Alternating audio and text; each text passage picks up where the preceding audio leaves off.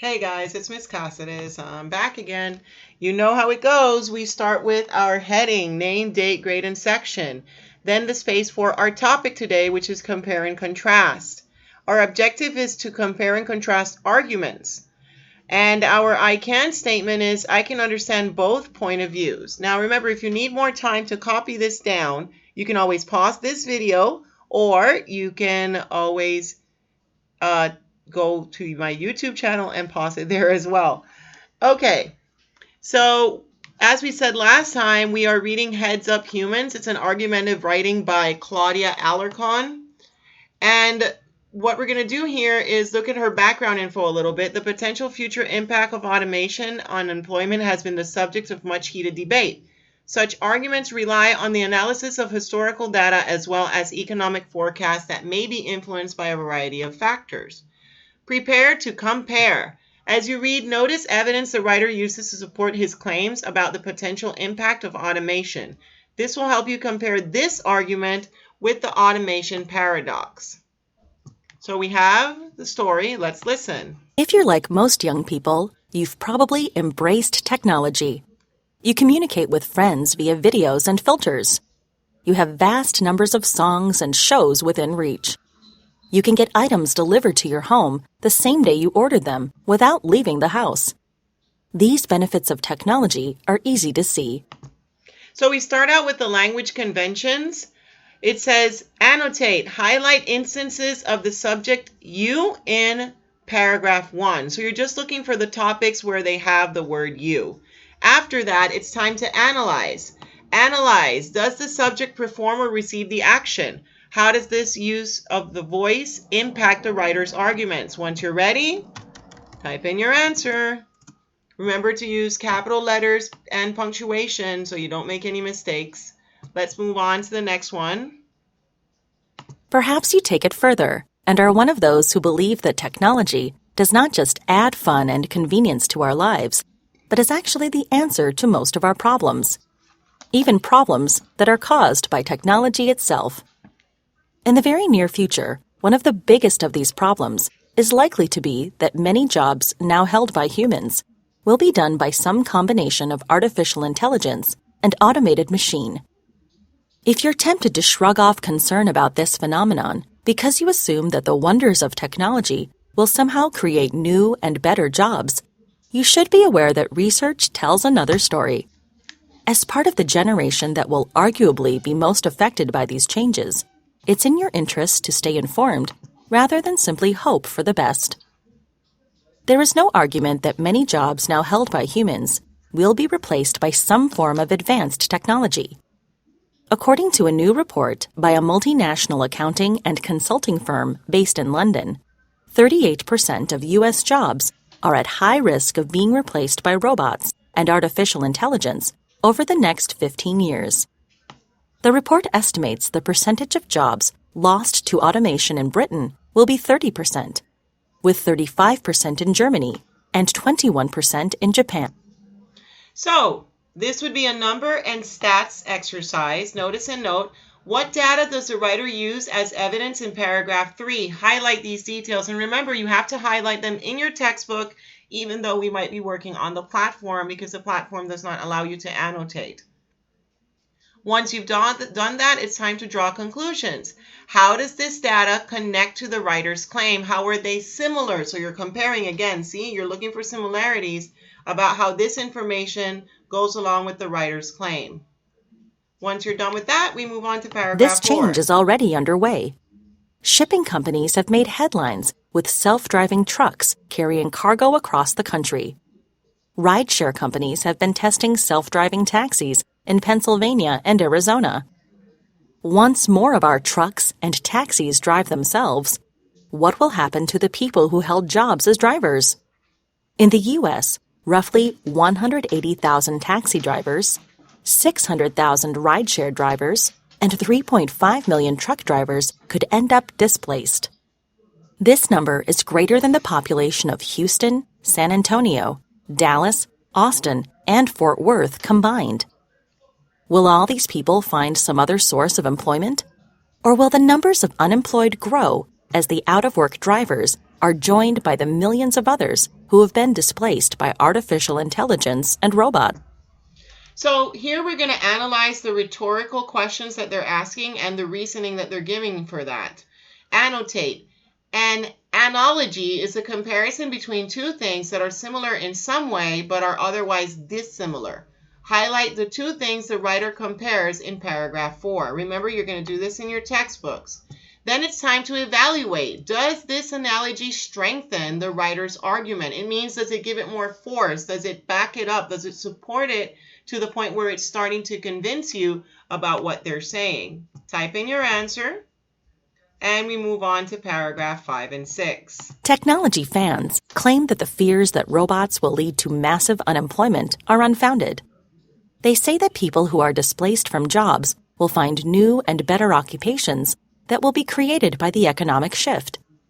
They suggest that a factory worker whose task on the assembly line is now completed by a machine might instead become someone who services the machine, for example.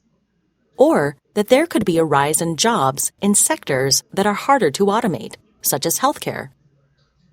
The last 200 years, we've had an incredible amount of automation, argues MIT economist David Autor. We have tractors that do the work that horses and people used to do on farms. We don't dig ditches by hand anymore. We don't pound tools out of wrought iron. We don't do bookkeeping with books. But this has not, in net, reduced the amount of employment. However, there is plenty of evidence to suggest that it's going to be different going forward.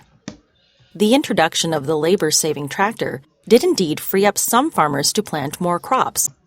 Okay, we're going to stop there for a moment. Now, after paragraph 5 and 6, it's time to evaluate the evidence that was given to us. Annotate. Identify the source of the evidence in paragraph 6. Where does the evidence come from? That's what you're looking for. Once you've done that, infer. Why does the writer include this evidence? Why is it important? What part does it play in the writer's claim? Okay, paragraph 7. Let's continue. And others to take on different sorts of work. But the kind of automation combined with artificial intelligence being developed today doesn't just do the physical work of humans. It can do much of the high-level mental work too, faster and more effectively. In the past, newly freed laborers often went on to work in startup industries that benefited from their availability. Today, the new industries are unlikely to need many human bodies or minds because technology can do the work for less cost. Okay, analyze again rhetoric and reasoning. Annotate. In a juxtaposition, a writer places two contrasting ideas or examples near each other to highlight the differences between them. Identify the juxtaposition in paragraph 7. Again, this is when the writer places two contrasting ideas, two opposite ideas or examples near each other so you can see the differences between them. So highlight that. And then analyze. How does this juxtaposition impact the writer's argument? How does it affect affect basically the writer's argument?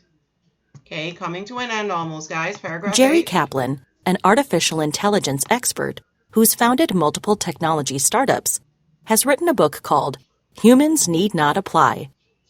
In it, he lays out the risks of our new era. He explains what's cutting edge and poised to increase. Systems that learn from experience and therefore don't need to be programmed, as we commonly understand the term. Not only will machines be able to do work that we think of as requiring human judgment and skill, such as fixing electrical problems, painting a house, or writing a news story, they will also be able to do work that people simply can't. Unlike humans who are limited in the scope and scale of experiences they can absorb, these systems can scrutinize mountains of instructive examples at blinding speeds. They are capable of comprehending not only the visual, auditory, and written information familiar to us, but also the more exotic forms of data that stream through computers and networks, he writes. Kaplan is mainly referring to the future he predicts based on his perspective as an expert in the tech world. But already, we can see the consequences. there is no evidence that recent advances in technology have so far offered the majority of workers better pay or positions.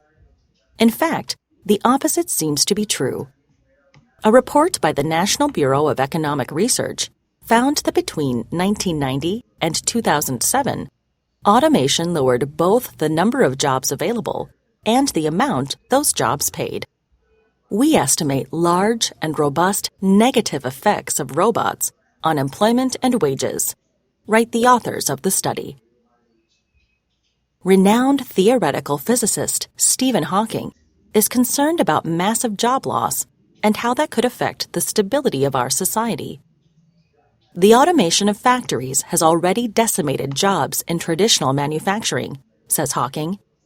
The rise of artificial intelligence is likely to extend this job destruction deep into the middle classes, with only the most caring, creative, or supervisory roles remaining. Hawking emphasizes that we live in a world where financial inequality is growing, not diminishing. He believes that many people can see their standard of living and their ability to earn a living at all disappearing. This is a frightening scenario. It's tempting to avoid thinking about it, especially because solutions aren't obvious. But the first step toward avoiding the employment problems we might face is acknowledging them. As someone with your future on the line, don't let anyone tell you that technology is automatically going to create a healthy economy for everyone. If we don't want a bleak future for most of us, we have to prioritize human well-being, even as we take advantage of what technology offers. All right, and we come to our last question. Evaluate evidence. Annotate. Highlight important details about the source in each citation. And once you've done that, evaluate. Do these sources seem credible? Do they have enough info, enough evidence? That's what credible means, like facts that demonstrate that it's true. All right, guys, I hope you enjoyed reading the story. Next time I'll see you. We'll be working on check your understanding and analyzing the text. Take care. Bye.